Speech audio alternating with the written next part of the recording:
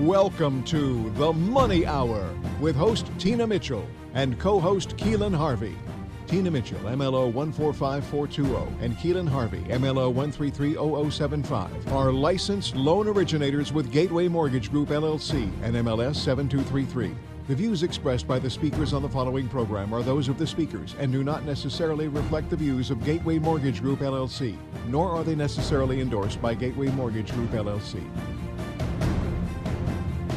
Now, in the studio, local mortgage experts Tina Mitchell and Keelan Harvey. Welcome to the Money Hour on 1150 AM KKNW, the Saturday, September 21st show. I am your host, Tina Mitchell. And I'm your co-host, Keelan Harvey. And your local mortgage experts bringing in expert advice and inside knowledge on today's events in our local economy and how it can affect your money. If you're listening to our show at a different time or day, you are listening to a rebroadcast, but we're here to connect you with the guest that we have on the show today. You can call the show at 1-855-400-1150. Again, that's 1-855-400-1150 or online at themoneyhour.com. In studio, our lineup for today's show, we have Sandi Tampa of Windermere Real Estate East, Eastside Housing Market. Next guest in studio, we have Brenda Reiss of Brenda Reiss Coaching, LLC, Releasing Grudges and Finding Forgiveness. Our last guest in studio, Teresa, Lieutenant of Reinventing Her Money. Stop talking about everything else and start talking about money. Great information, great guest in studio on today's show, just as we have each week. To connect with our guests, please call the show at 1-855-400-1150. Again, that's 1-855-400-1150 or online at themoneyhour.com. And let's start out today's show, just as we do each week, with a little money chat. Money.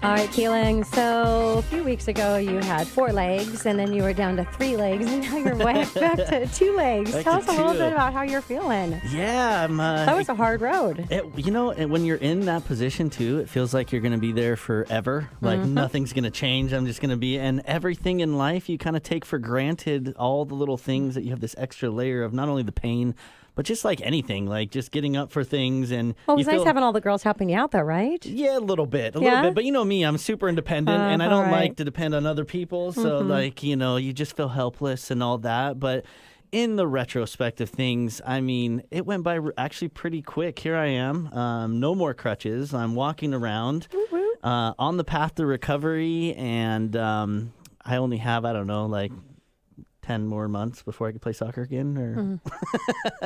But I'm really excited about it. I feel just great, and getting rid of that crutch is like a milestone for me. Yeah. So I'm feeling like, okay, I'm back. I'm ready. There's nothing else to give you a hard time about. It's kind of sad. You can always make fun of me for something. I know. Tina. We're always trying to find something. But that's why we love you. Yeah. Well, thank you. I love you too.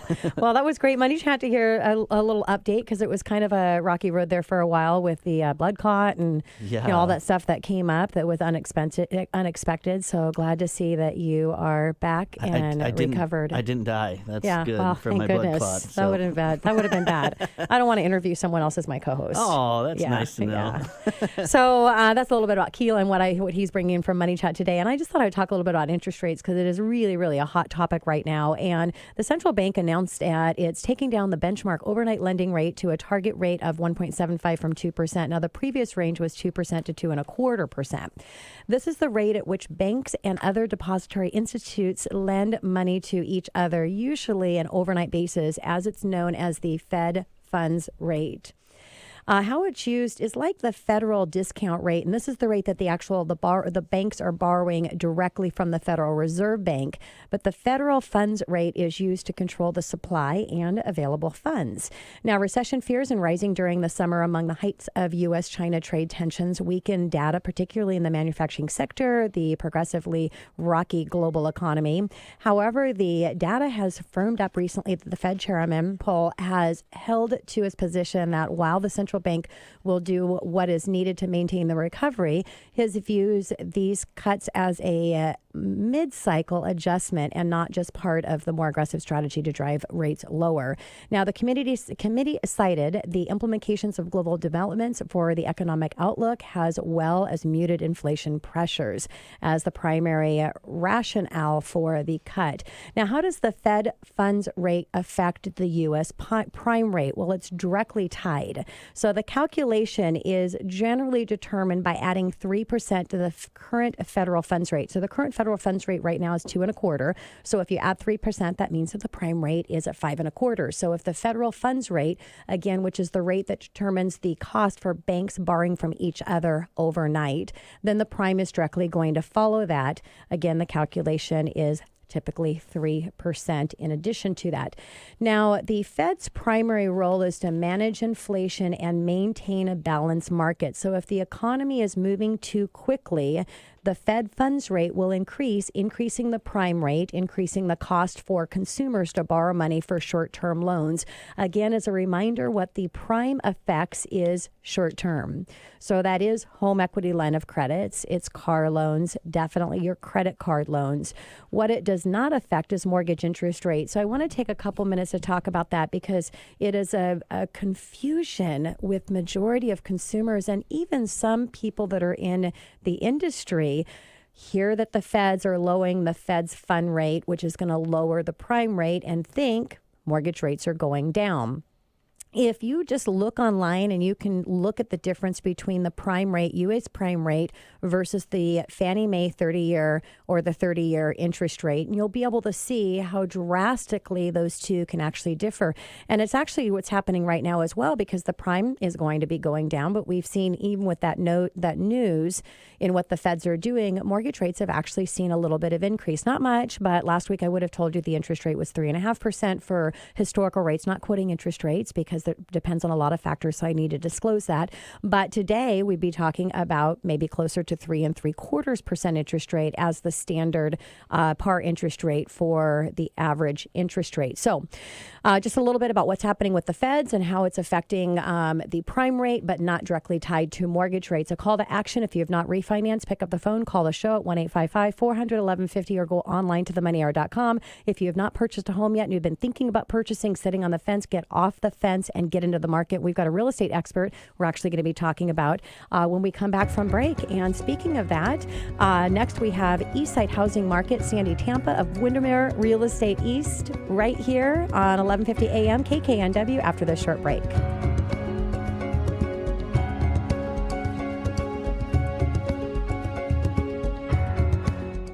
At Reinventing Her Money, we focus on wealth management, financial literacy, money mindset, and empowerment coaching for professional women who face unique challenges to becoming financially independent. We don't exclude men, it's just that women have specific challenges that we've had experience solving. What challenges can we help professional women overcome? How to overcome the fear of asking your boss for a raise. How to communicate with your partner and figure out what you both want with your money. How to create a spending plan that supports getting what you want. How to invest appropriately for your goals, and so much more. Teresa Lieutenant started an independent financial planning company in 2003 because she wanted her clients to be her boss instead of a big corporation. She collaborates with you so you can make the best financial decisions you can with your money over the years. Visit reinventinghermoney.com to learn more about how you can create your version of financial independence. Hi, I'm Teresa Lieutenant. I'd love to help you become more financially independent. I invite you to join my Let's Talk About Money Women's Circle every Monday evening at 6 p.m. Pacific Time. So learn more at reinventinghermoney.com. You can also sign up for a complimentary chat with me. You deserve financial independence, and I can help you get there. Securities and advisory services offered through LPL Financial and its affiliates. Member FINRA SIPC. You're listening to The Money Hour with your host, Tina Mitchell, and co-host Keelan Harvey on Alternative Talk AM 1150. Now, back to the show with local mortgage experts Tina Mitchell and Keelan Harvey. Welcome back to the Money Hour at 11:50 a.m. KKNW, the Saturday, September 21st show. I am your host, Tina Mitchell. And I am your co-host, Keelan Harvey. We are your local mortgage experts. It's a great day to talk about money, and that's what the show is all about. How to make money, how to save money, so you can have a better quality of life for you and your family. If you're hearing our show at a different time or day, you are listening to a rebroadcast, but we're here to connect you with the guests that we have on the show. Please call the show at 1-855-400-1150.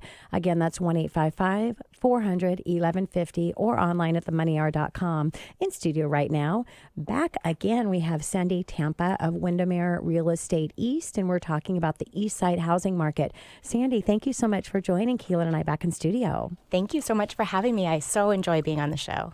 And a little bit about Sandi. Sandi is a skilled veteran with 15 years of real estate expertise. She is based out of Bellevue and primary focuses on the East Side. Sandi is a highly accredited managing broker. Her credentials include Accredited Buyer's Representative, Certified Residential Specialist, and Master Certified Negotiation Expert. What does this mean to you? It means that she is dedicated to being the best she can be to serve you and your referrals with the highest level of professionalism and skill possible. Sandi, I'm so excited to get your feedback here with all this employment news in Bellevue. I mean, it seems like they're taking over. It's some exciting stuff on this East Side. Tell us a little bit about the market on the East Side. How are we doing? Okay, the East Side market, we are solidly in a seller's market with 1.9 months of inventory. Months of inventory is how we take the pulse of the market. What it compares is the rate at which people are buying as compared to the inventory. And anything less than 3 months of inventory is a seller's market. So with 1.9, we're solidly there. This time last year, so August 2018, we were 2.2 months of inventory. So we were actually a little slower. And I like to equate it to driving miles per hour. So this last year, if we were going 60 miles an hour, this year we're going 70 miles an hour. So it's a little bit faster. Yeah. Then if we look at August 2017, back when the market was kind of what we think of with the market, just super fast pace, we had 0.9 months of inventory. Crazy. Wow. Which would be the equivalent of going 150 miles an hour. Yeah. Wow. So 70 is still fast. Yeah. So what's a balanced market? How many miles an hour would that be? I haven't done that math yet. Good question. Yeah. But a balanced market would be in that 3 to 6 months. Mm-hmm. Yeah. And so isn't that interesting because depending on who you're talking to, if they don't have the data and the information that you do, Sandi, they may think, well, we're kind of in a buyer's market. Not at all. Completely in a seller's market. We haven't even reached that balanced market, which is our goal and what we try to do and is best for everybody, is to keep it in a balanced market to where it's comparable and fair on both sides for buyers and sellers. Exactly. Oh my gosh, it works so beautifully to be in a balanced market, if that really ever exists. Yeah. But it's weird. Our market is behaving. We're very price sensitive, and you've got to. Buyers can be a little more picky right now. So even though our numbers show that we are in a seller's market, we have less homes selling for over asking price than we did this time last year, which is really interesting. Yeah. We're down. So in 2018. August 2019, 17% of the homes sold for over asking price with multiple offers versus this time last year it was 29%. Yeah. So it's interesting. So we're technically more of a seller's market, yet we're behaving a little more like a balanced market. Yeah. So it's interesting. And I love the data, and that's really a call to action. If you're not working with a real estate agent that's providing the data of exactly what's happening right now, whether you're on the seller side or the buyer side, it's critically important so you know and why your real estate agent is setting up a strategy like they are to help you be successful. So Sandi, let's talk about multiple offers. So where we're at right now in inventory at 1.9 in months, which means if no more inventory hits the market in 1.9 months, there's going to be no homes left to sell. That's what that means, correct? It's exactly what that means, which is nonsensical, right? Like it's not going to happen. Of course. And it does not translate to time on market either. Yes. So time on market has increased. It's interesting. Your best chance of selling really is in that first week, and the longer you're on the market, the lower your sale price to original list price ratio is going to get. So it's an interesting phenomena, and I love numbers, and I'm an engineer by degree, so I love digging into it and trying to understand. Well, them. And also I think it's important too, as a buyer or seller, you need to make sure that your agent is providing their own personal numbers, because Sandi, I know you do that because you have unbelievable numbers in what you're able to accomplish for your clients, and especially on the seller side on that days of market. So make sure you're getting that information from your agent. So what is happening with multiple offers? Is it the same? Is it less, more? What are you seeing in our market? Yeah, so what we're seeing is less multiple offers. It seems that buyers are shying away from it. But if there's going to be a multiple offer, a lot of times a buyer will pull back and wait to see if it stays on the market. Then if it's on the market for more than a couple weeks, a buyer sees opportunity, and we're seeing lower offers than we've seen. So it's interesting. It's never boring, and it's just fun to see. Yeah. That said, I was in a multiple offer situation this week where there were 8 offers and it went well over asking price. So it really depends on your starting price. What about interest rates right now? That's really interesting. And how? What is your? I mean, we know our side of it. I'd be curious to know your side of how that's impacting the housing market. Well, great question. So oh my gosh, interest rates are just, last week they rose, and then the short-term announcement, which as you said, doesn't really impact long-term, but consumer perception is that it does. So, interest rates dropped below 4, and that is a great bargain for buyers. And interest rates, what I tell my buyers is if you're an average buyer getting a loan, then interest rates impact your affordability more so than purchase price. Always. Right? Mm-hmm. So if interest rates go from 3.5 to 4.5, and 4.5 is still a great interest rate, your buying power goes down by 10%. And that's huge. Yeah. And so it was interesting. So late last week, interest rates bumped up a little bit with all the craziness in the bond market. And I had buyers who were making offers last week, and then we had to recrunch numbers, and they lost like $15,000 in buying power. So that's real. So it's interesting. It's really it's dynamic, and it's fluctuating, and oh my gosh, you guys have your hands full as far as juggling all that. That was actually the worst week in mortgages since 2016. Right? Monday through Friday, they said. Yeah. And it's crazy as an expert using video, and we've talked about this with other experts that we had on the show about the power of video, and it's just make sure you're communicating a message no matter what expert you are. So this morning I just did a video. It's there. It's available. Anybody that happens to ask for it, I'll send it to the video, and it kind of talking about it on Money Chat, and so just getting that information out there. So Sandi, you talked about the consumer perception, and which is really interesting because when you think that when the Fed's lower prime, it's going to directly affect mortgage interest rates, that actually gets people active and start doing more because they feel that mortgage rates are going to go down and it's time to go in. So more important to continue with that education so that there's not a shock of what's really happening. So Sandi, how do you think that the recession will impact the housing market? What is your crystal ball saying? Great question. So, there's a lot of questions about recession, and who knows? I mean, I think it's inevitable. I'm not an economist, but it's got to be inevitable that we have a recession, right? What comes up must go down.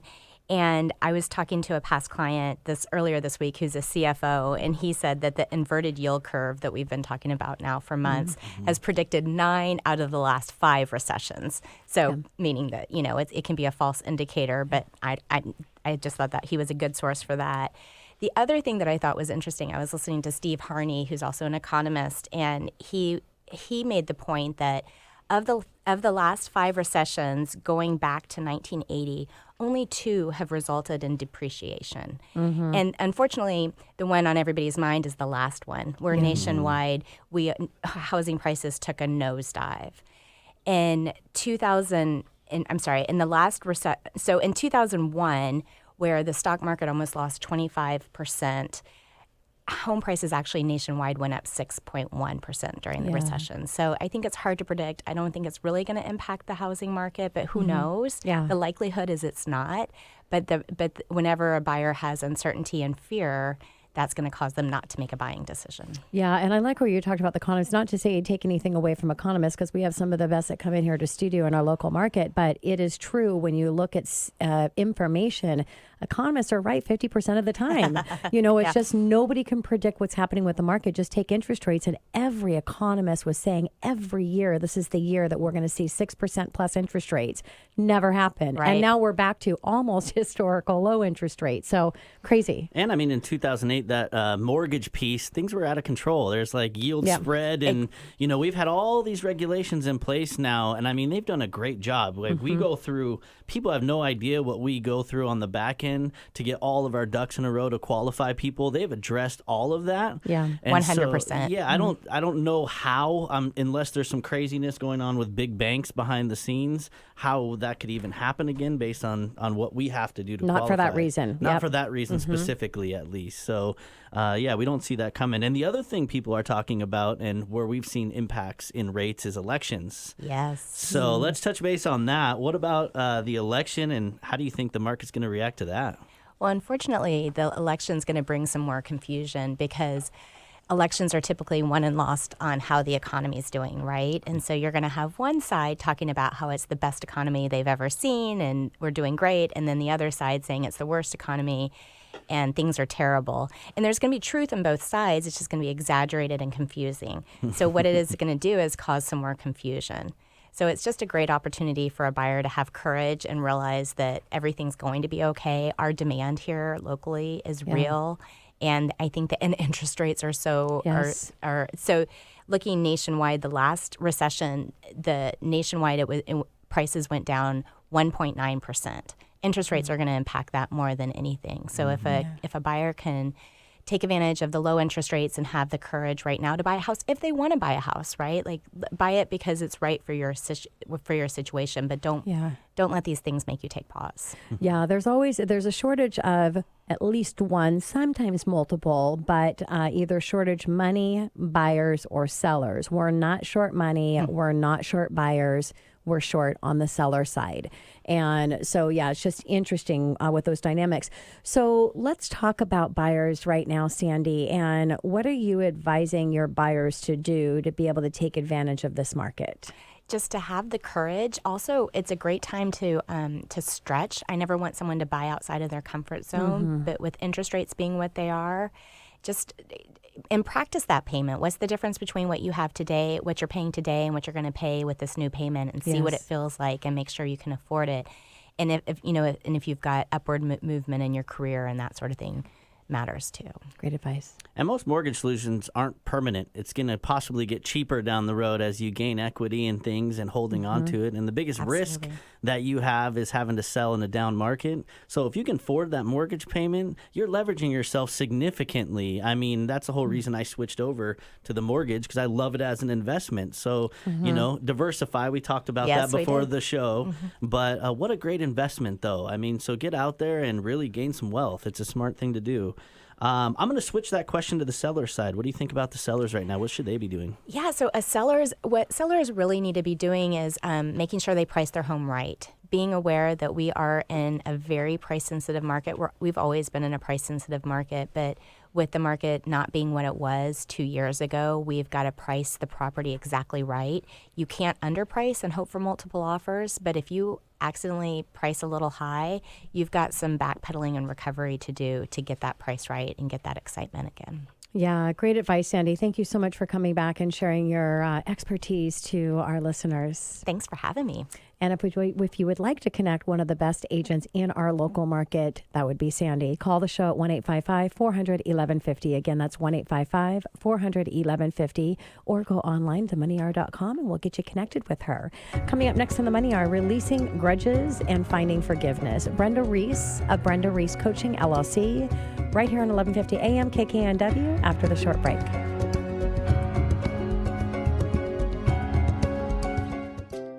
Are you looking to release some grudges that are holding you back from attaining your next level in life and business? Do you feel like you've given your power away in certain areas of your life and you're ready to take that power back? Have you been trying to say goodbye to past pain and sorrow so you can own a better tomorrow, but keep getting stuck? Maybe you're looking to add more balance, beauty, and joy to your life, and maybe even peace and ease, but you're not sure how to make that happen. Brenda Reiss of Brenda Reiss Forgiveness Coaching is a well-respected expert who speaks and coaches on a 5-step radical forgiveness process that takes the guesswork out of forgiveness. Brenda Reiss is passionate about inspiring women to bring back their power from areas in their lives that are holding them hostage, and they may not even know it. Brenda Reiss of Brenda Reiss Forgiveness Coaching guides women in the entrepreneurial world and business world to release old grudges and stuck energy that's keeping them from achieving their next level of greatness. This is Brenda Reiss of Brenda Reiss Forgiveness Coaching. To learn more about the forgiveness coaching process, connect with me on social media. Or to sign up for a free consultation, please visit my website at Brenda Reiss Coaching, that's REISS coaching.com. You can also sign up to receive the 11 Steps to Forgiveness ebook. I'm excited to connect with you. You're listening to The Money Hour with your host, Tina Mitchell, and co-host Keelan Harvey on Alternative Talk AM 1150. Now, back to the show with local mortgage experts Tina Mitchell and Keelan Harvey. Welcome back to the Money Hour on 1150 AM KKNW, the Saturday, September 21st show. I am your host, Tina Mitchell. And I'm your co-host, Keelan Harvey. You're local mortgage experts. We are here to help you build a strong financial blueprint, 1 week and one show at a time. If you're hearing our show at a different time or day you are listening to a rebroadcast, we can connect you with a guest. Please call the show at 1-855-400-1150. Again, that's 1-855-400-1150 or online at themoneyhour.com. In studio for the first time, we have Brenda Reiss, Brenda Reiss Coaching, LLC, Releasing Grudges and Finding Forgiveness. Thank you so much, Brenda, for coming in and sharing with our listeners today. Absolutely. Thanks for having me. And a little bit about Brenda. Brenda Reiss is a forgiveness coach who believes that forgiveness is a gift to yourself. There is magic in forgiveness process that Brenda shares with others. The magic of transformation through co-creating and the magic of compassion and caring. The gift of listening and finding those pesky patterns and beliefs that keep people holding grudges and feeling invisible are a couple of her superpowers. As is the case with most healers, she was exposed to things growing up that kept her seeking others' love and approval because she didn't know how to love herself. Through the abuse and neglect, she was able to rise from the ashes like the phoenix, which is her logo, and she discovered the transformative healing gifts of a forgiveness process that forever changed her life. And just to add to, I've actually been to a couple of Brenda's workshops, and it's just really amazing gift what you do, Brenda. And I've been to a lot of workshops, a lot of coaching and personal growth, and I've never seen anything as magical as what you took us through. So thank you, and I feel so blessed that you're here sharing with our listeners today. Thank you. This is exciting, Brenda. What a powerful thing, forgiveness. But as human beings, it's extremely hard, and something I've had to learn in my life, wanting or needing actually for myself to forgive. So what do you think stops us from wanting to forgive people? So what we've found is that what can stop us is the fact that we have a mistaken idea about forgiveness, that we all feel that somehow we're going to be condoning or approving this behavior or the conduct that we perceive to be wrongful. And that can stop us from doing that. So, Brenda, what about the misconceptions of forgiveness? Oh, those lovely misconceptions are, that forgiveness, one thing that it's not condoning unkindness, right? It's not condoning poor behavior. And that is something that people come to me about. It's like that I have to put up with that. No, you don't. And it's not about forgetting that something painful happened. I don't know about you, but I got like this computer in my head, and it doesn't forget anything. Yeah. But what we can do is we can take the ick out of it. We can take that charge out of the experience. And the other thing is one thing about forgiveness, it's not minimizing, or it's not that we've been hurt. Really, we have to feel it. Yeah. To heal it. I like that. Yeah, and it's really important. That's one thing that we don't do. Yeah, and it's so important, and that's what you do in your live workshop is really get people to get to that place to where they are feeling it at the deepest level. Why? So that you can embrace it, you can learn from it, you can release from it. Again, not forgiving necessarily that person. Some people are deserving of it, and some people are not when we're talking about abuse and things like that happen, but you have to forgive internally so that you can move on. Yes. I'd be curious, Brenda, what is your definition of forgiveness? It's kind of a confusing thing. So what do you consider forgiveness? So I loved learning that in Aramaic, the definition of forgiveness is to untie the knot. Wow, that's really cool. I know, because how many of us feel that gut-wrenching, that knot in our stomach when we've done something wrong or we've been wronged? Mm-hmm. How many have had that? Yeah. And so we get to untie that knot. And the one thing that I love about forgiveness is learning. Stanford has a forgiveness project that they have done. And in the Stanford Forgiveness Project, what they did was they came up with a list of things. And so I took off that list these 5 things that really were pertinent to the work that I do. And one is forgiveness is taking back your power. And it's not giving it away by blaming. It's taking back your power. Yeah. Forgiveness is taking responsibility for how you feel. Nobody can make us feel anything. And when we take personal responsibility, it changes everything. And forgiveness is for you and not the offender. Because really all forgiveness is self-forgiveness. And that's really powerful because relationships are for healing, right? And so there's a mirror within our relationships that I go into in my forgiveness work that is pretty powerful when we can see that in the right context and not blame ourselves for it. And the other 2 are that forgiveness is a trainable skill. And that's what we learn in those workshops. Yes, yeah. And the other one is that forgiveness is a choice. And that's hard for some people. Yeah. And when you're able to get to that place of true forgiveness, then ultimately what ends up happening is anger turns into compassion. Yes. Compassion for that person that wronged you, because you finally have had that inner forgiveness, no matter what the abuse was. That's when you know that you've truly came to a place of forgiveness, is when the anger turns into compassion. Is that true? Oh, that's so true. And that's beautifully said, Tina. Yeah. So let's talk about why it's so easy for people to hold grudges when it's hurt so bad to have that rope not untied. Exactly.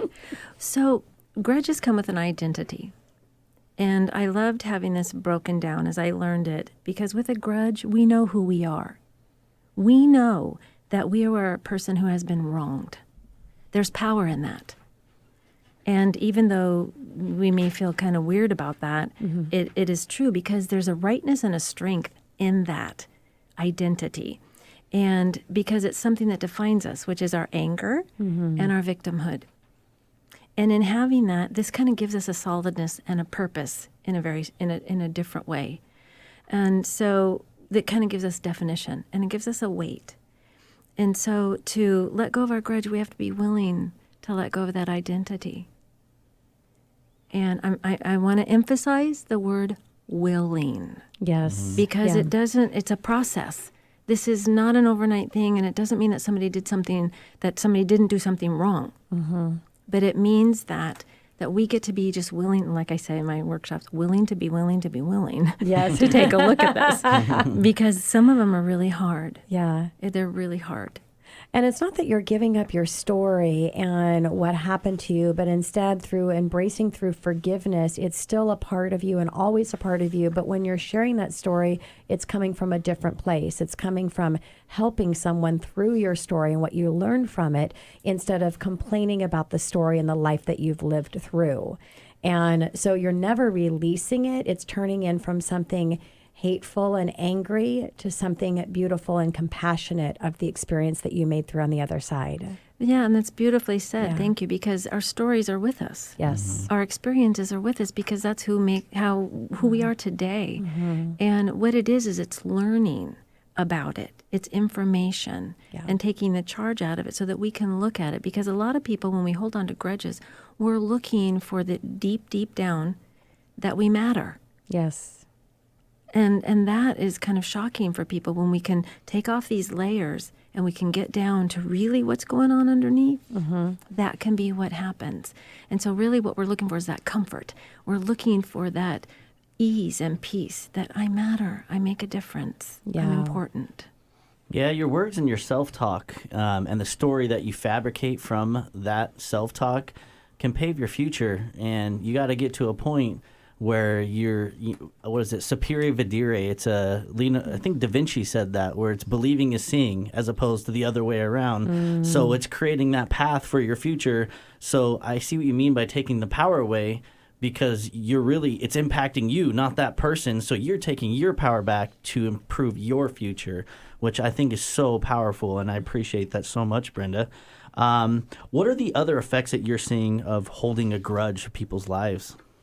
Well, what happens when we hold that grudge is we bring that anger and that bitterness into every relationship that we have, because wherever we go, there we are. And how we do anything is how we do everything. So I can't be angry over here at this one and not bring some of that bitterness, right, that's inside me to another relationship. And that's important to really know. And then the other one, too, is that we can't be present. I mean, how many times have we been really mad at somebody else and we go to an event and we can't even really be present because our thoughts are over here somewhere else? Yeah. And so that's really valuable to know. So, Brenda, is forgiveness really about that person or about the other person that wronged them? Yeah, this is good. Because forgiveness is a commitment to a personalized process of change. It's personal. And, what we can do is when we take that power back, it's really about us. And we get into that deeper through the forgiveness work, where we go into the projecting and the mirroring, because, oh my gosh, when I discovered that, it changed my life so that I can take responsibility. But, the good thing about this is when we do feel that, when we're having a hard time forgiving somebody else, we can take that and we can feel the feelings. We can write it out about it, because it's really important to do that and really figure out, what is this grudge costing me? What is it costing me mentally, emotionally, physically, spiritually? How much?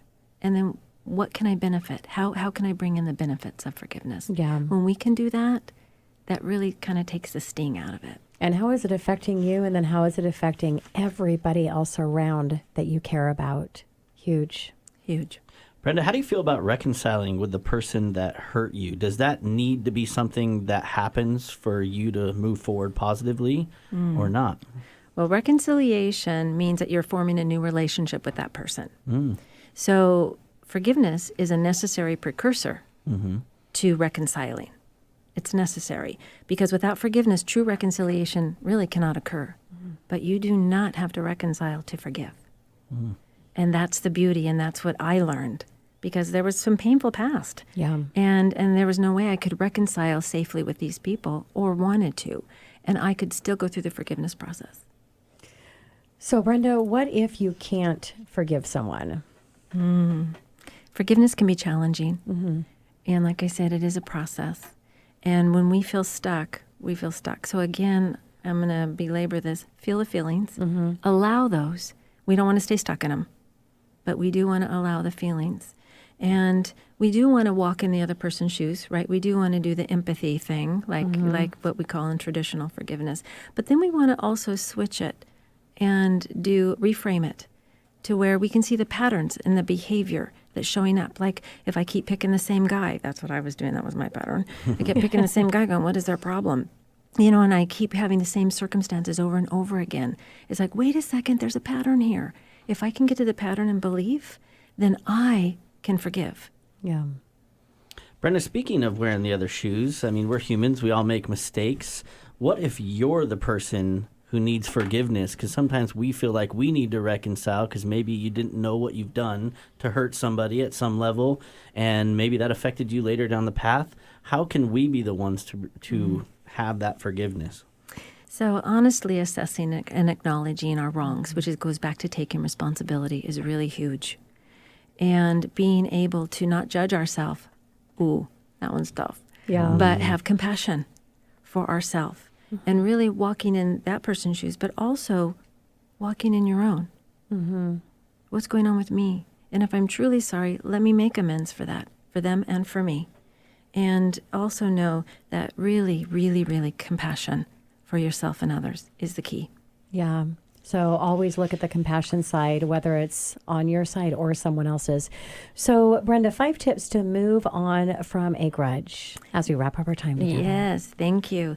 So the 5 tips that I recommend is pause. This allows us to respond versus react. When we react, when we feel hurt, right, it's a gut reaction. It's kind of an attack, and it's based on our beliefs and our wounds. When we respond, it comes from a place of calmness and healing. And then we can ask those questions. When we can breathe first, that's the second one, right? Breathe gets us centered. When we can respond, we breathe. Then we ask, what is the outcome that I truly desire here? And then bring in that compassion. What could be going on with myself, right? Because I got stuff going on and they have stuff going on. So let me bring that in and then take an action, which is stepping away if needed, asking for time, stepping away, and then asking for clarity. This is huge. Yeah. We don't do it enough because I misunderstand what you're saying or what's going on with you. And if I don't ask for clarity, I'm going to make up stories in my head. Yes, those stories are never good. Yeah. And so, and get some help if you're really stuck. Really get some help from a therapist, a coach, and sometimes a friend. But those can be hard too. Yeah, Brenda, thank you so much for coming in and sharing your information with our listeners today. Thank you so much for having me. And if you're listening to the show and you're in that space of forgiveness, you feel that you need somebody to forgive you or you need to forgive someone else, reach out to the show at 1-855-400-1150 or online at themoneyhour.com so I can connect you or we can connect you with Brenda and the workshop that she does. As a shout out here and ending, just want you to think about some of the amazing people in this world and why they're amazing and what they're doing in the world, where that came from. It came from the ability for them to forgive. Just a shout out for the Amber Alert. Coming up next on the Money Hour, stop talking about everything else and start talking about money. We have Teresa, Lieutenant of Reinventing Her Money, right here on 1150 AM KKNW after this short break.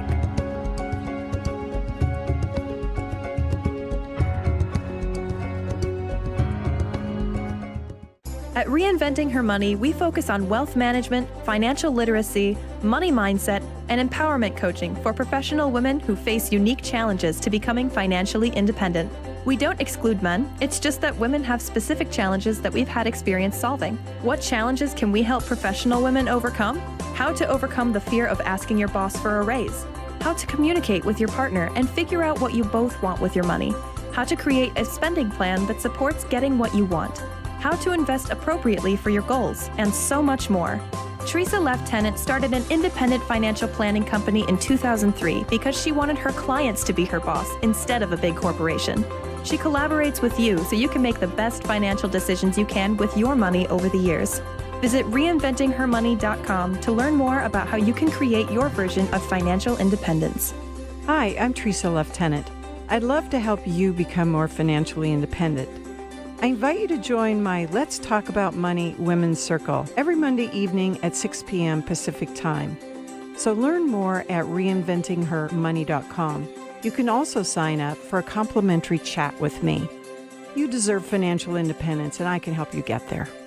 Securities and advisory services offered through LPL Financial and its affiliates. Member FINRA SIPC.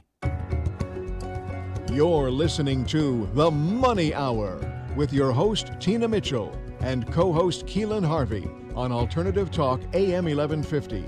Now, back to the show with local mortgage experts Tina Mitchell and Keelan Harvey. Welcome back to the Money Hour on 1150 AM KKNW, the Saturday, September 21st show. I am your host, Tina Mitchell. And I'm your co-host, Keelan Harvey. We are your local mortgage experts. We bring in studio each week the best of the best experts in our local market on everything regarding your money. We're here to help you in today's economy. If you're hearing our show at a different time or day, you are listening to a rebroadcast, but we're here to connect you with our guest. And you can call the show at 1-855-400-1150 or online at themoneyhour.com. Again, that's 1-855-400-1150 or online at themoneyhour.com. In studio right now, another first-time guest. We have Teresa Lieutenant of Reinventing Her Money.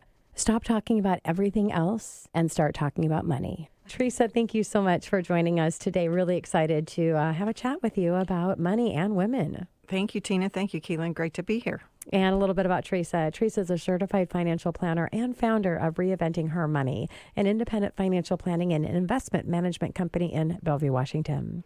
Teresa opened My Financial Design in 2003 and rebranded in 2019 in order to focus on financial literacy, money mindset, and empowerment coaching for professional women who have unique challenges to becoming financially independent. Teresa is author of Reinventing Her, helping women plan, pursue, and capitalize of their next chapter, and a continued author in best-selling books, including Coach for Entrepreneurs, How Life Coaching Can Help Entrepreneurs Improve Their Bottom Line, and Living the Success Principles, compiled by Jack Canfield. Teresa is also a certified trainer of success principles. And I just have to, I knew I could find something to give Keelan a hard time about, but we are in studio here with four women. So it is 4 women and Akila, 5 women, including Victoria behind the scenes. And now we're going to be talking about women and empowerment and finances. So I'm going to... You just turned me into a woman, too. You just said Keela instead of Keela. That Bam! Is so 5 awesome. women now in my alter ego. Here we go. I love it. So on that note, it's going to be a fun show. Fun segment here with Teresa. So Teresa, why is talking about money so difficult for women? Well, if you think about it, maybe in your own life, if somebody asks you, how much money do you make? Perhaps your response might be, well, that's kind of personal, isn't it? Mm-hmm. And we have this idea, this belief that talking about money is just too personal because of what it might reveal about us. But in actuality, that's what I really want to challenge for women. Mm-hmm. Because I think that if women continue to hide who they are and what they really want with money, then they just hold themselves back. So the messages from our parents play a big role in this. I know for myself, I was raised in a small town in Idaho, and my mother had kind of like this little part-time job where she was teaching women to knit. But my father was a big executive down at the biggest bank in town. Mm-hmm. And so, I learned from her, keep your money safe, make sure that you don't take any risk. And what I learned from my father was, you should be an entrepreneur. Go for your dreams. So I had these conflicting messages. And I like to help women investigate that for themselves. Yeah. What did your parents really teach you about money? And how is that still at play in the decisions you make? Because let's face it, money is just a series of decisions, right? Yes. Money is involved with everything that we do, everything that we want. And if we don't really investigate where we're coming from, what's going on in that mind of ours, then we can end up with results or circumstances that we don't really like. Yeah, and what a great combination of a coach, financial advisor, bringing them together for a female and being successful. So, Teresa, what's at stake for women if they don't learn to really talk frankly about money? Well, we're in kind of a big time in our country right now. There's a lot of conversation going on just culturally, like the Me Too movement and whether men and women have the same equal opportunities to be successful. And so if women will never really reach the same equal success financially unless they're willing to talk about money, unless they're willing to really reveal, I know how to do this, but I don't know how to do that. Mm-hmm. And so when we learn to talk frankly about money, then we can learn to accept who we are, learn what we need to learn, maybe challenge ourselves, be a little more courageous, and work together. And especially when we're talking about couples, right? I mean, I say I work with money or work with women, and that's very important to me because I've had a lot of the same challenges that women have in terms of becoming financially independent. But definitely women are married, and so it's not like I don't work with men. Mm-hmm. But there's just different messages. There's messages from our home. There's messages from our culture. And it's like what Brenda was saying about peeling the onion. Yes. If we can actually take the time to look at who we are as a person and peel back the onion around our money messaging, then perhaps we can achieve more, have more. Yeah. And I frankly, when you look out in the world and you see women who have become very, very successful with money, I know that really any woman can do the same thing. Yes. I mean, look at Oprah. She was she grew up very poor, and so she was able to achieve what she did through a set of personal skills. And you're right. I have combined the personal development that I did in my own life into my financial planning company. Yeah, I love that. And yes, it's very, very independent to each individual, just as with Brenda talking about forgiveness. What is that for you? And you talking about money. What is that story behind money? And what are those blocks? Break them down and you can conquer the world. So let's talk about the culture messages and that women are receiving about money. Well, here's the interesting thing I hear in my practice all the time. So we have a country that actually is the only developed country that doesn't have some sort of paid leave to take time to raise your children. So who takes the brunt of that in our culture? Women. Women usually anywhere from 2 to even 12 years out of the workforce. So imagine how that affects her career, her ability to earn money, and yet a lot of women take that on as their fault.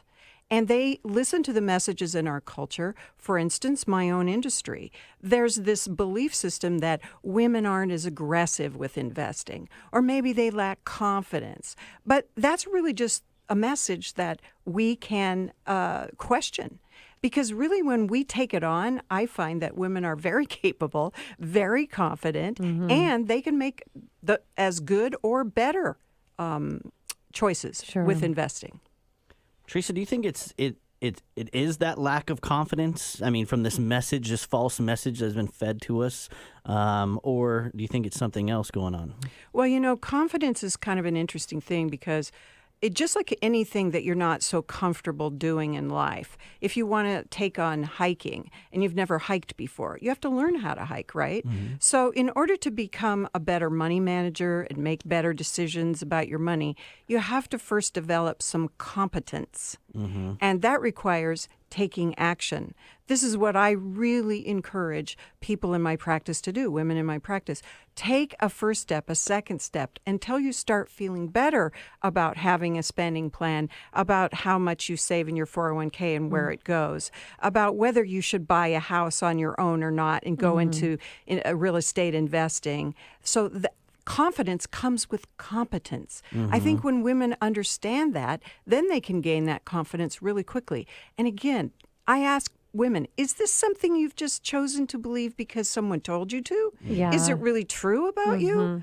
It usually isn't. Yeah. Teresa, I love that because, I mean, that's our goal ultimately with our business as well. You want to educate people to become their own expert. And once you do that, you see this confidence level rise, and all of a sudden they're out there empowered and buying homes and, probably in taking on more than they thought they could have originally because their confidence is so high because they have the information. And I imagine that's reciprocated with you as well because people have to open up and provide their world to you and us as well for us to provide the best suggestions for them and their families. Absolutely. And when I create a trusting space, a space where people feel like they can let that private experience with money or their conditions with money, I find that we can collaborate and work together very quickly in figuring out what are the action steps that's going to get you towards what you really dream of, towards the conditions you really want, and then it flows very quickly. So that's what I invite women to do. Just begin to take it on, begin to break things up and figure out where you can actually get more confidence. Yeah. So, Teresa, let's talk about the gap of pay between men and women. Well, different articles and books say different things. 75 to 80% is usually what is bandied about. And of course, it's even bigger for women of color. And so why is this pay gap sort of stubbornly stayed there? I've been in the business for over 30 years. And I have to say, progress, we should be there by now from the way I look at it. But it's really because women have sort of taken it, they just take it for granted. They just sort of they're afraid that the fight is going to be too big, or maybe they don't even know how to ask for a raise. There's been many books written about that. Women who actually negotiate for a raise make $1 million more over their lifetime than women who don't. Yeah, so crazy. that's a big incentive to learn how to talk about it and how to ask. Mm-hmm. Take action, it sounds like. That's awesome. What are some of the, I mean, you see these challenges. What are the challenges that you see specifically with women becoming financially independent that you're facing? Women actually have 8 unique challenges. Of course, the pay gap is one, the time out of the workforce is another, not just to raise children, but also take care of parents. If a parent is sick, it's usually the daughter that's looked to as being the one that will get out of the workforce and nurture rather than the man. And then women, of course, are living longer. And women also, they usually end up single. 80% of women will end up single at some time in her life. And if she divorces, she's less likely to remarry than men are. So all of these conditions, which may or may not be an individual circumstance, but they need to be planned for. They need to be talked about. They need to be brought to the surface and considered instead of ignored. So, Teresa, as we're wrapping up our time, we've got less than 60 seconds for the end of the show. I would love to just shout it out there for you. What is a call to action or something you'd like to share with our listeners? So this is my passion, to get women to talk about their money and to even be able to sit in a room like this and say how much money they make. So what I have is a talking circle every Monday evening, and you can go to reinventinghermoney.com and learn more. You can join my talking circle where we just talk about all different topics like you are here, and let women get comfortable about revealing what they really want and need and what their challenges are. Beautiful. Talking Circle. If you want to know more information on that, please call the show at 1-855-400-1150 or go online at themoneyhour.com. I just have to say, I thank goodness I'm an entrepreneur. I don't have to deal with any limits to finances because it's all up to us as an individual. That's my shout out. Be an entrepreneur. This is your host, Tina Mitchell, signing off for the day. And your co-host, Keelan Harvey. And we'll be here same time, same place next weekend, right here at 11:50 a.m. KKNW. Enjoy the rest of your weekend.